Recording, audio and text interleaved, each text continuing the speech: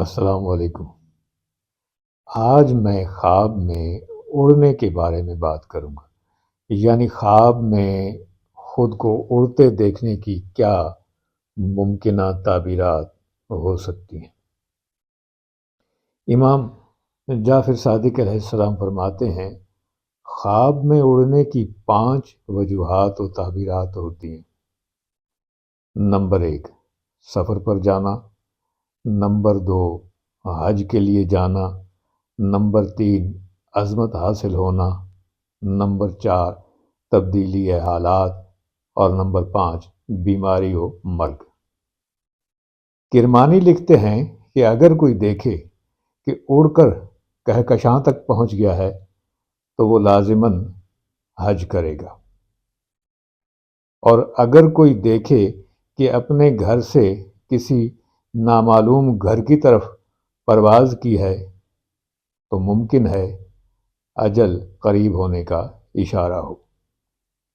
اگر دیکھے کہ پر اس کے پرندوں کے پروں سے مختلف ہیں تو شدید بیمار ہو جائے گا، لیکن بالآخر صحت یاب ہو جائے گا۔ اور اگر کوئی دیکھے کہ ادھر ادھر اڑتا پھر رہا ہے تو کسی نزدیک کے سفر پر جائے گا۔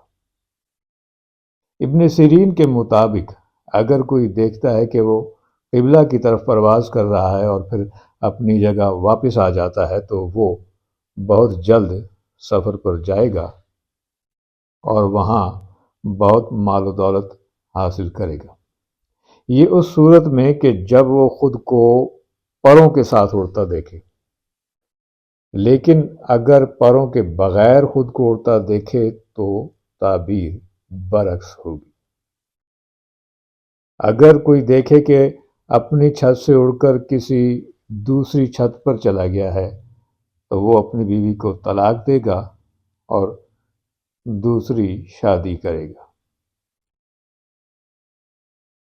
اگر کوئی دیکھے کہ پرندوں کی طرح جگہ جگہ اڑ کر جا رہا ہے تو یہ سفر پر جانے کی علامت ہے، اور جس قدر بلند پرواز کی ہوگی اتنا شرف و نفع سفر سے حاصل کرے گا۔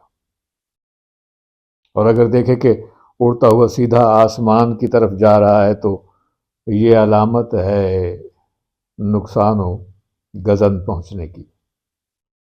اور اگر کوئی دیکھے کہ اتنا اوپر اڑ گیا ہے کہ آسمان تک پہنچ گیا اور پھر اس میں گم ہو گیا ہے اور زمین پر واپس بھی نہیں آیا تو عمر اپنی منزل کو پہنچنے والی ہے۔